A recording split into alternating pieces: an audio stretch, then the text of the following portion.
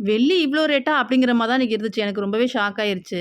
முன்னாடிலாம் மோஸ்ட்லி வந்து நாங்க வெள்ளியே சூஸ் பண்ண மாட்டோம். என்ன வெள்ளி ஒண்ணும் அவ்ளோ காஸ்ட்லி இல்லையேன்ட்டு வெள்ளி பக்கமே போறதே கிடையாது. அப்பலாம் எவ்வளோ இருக்க போது ரூ. 80 ரூ. 100 தான் இருந்துச்சு. நான் வந்து ரீசென்ட்டா கடைக்கு போம்போதெல்லாம், அதுக்கப்புறம் நான் வெள்ளியே மோஸ்ட்லி வாங்கவே கிடையாது.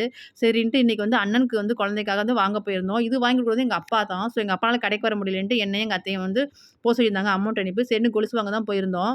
முன்னாடிலாம் ஒரு குழந்தைக்கு வந்து கொலுசு வாங்குனா எப்படி பார்த்தாலும் ஒரு 2000, 3000 தான் வரும். பட் இன்னைக்கு வந்து இந்த கொலுசு எவ்வளோ அப்டின்னா, ரூ. 10,000 கிட்ட வந்துருச்சு. எனக்கே ஆச்சரியமா இருந்துச்சு. ஒரு சின்ன கொலுசு ரூ. 10,000 அப்படிங்கிற மாரி தான். சரின்ட்டு கொஞ்சம் பெருசா பார்க்கலாம் பார்த்தா ரூ. 15,000 சொன்னாங்க. சரி வேணாம் அப்படின்னு இந்த கொலுசே வாங்கியாச்சு. அப்புறம் அருணா கயிறும் பார்த்து அப்படியே வாங்கியாச்சு. ஒரு வளையல் வாங்கியாச்சு.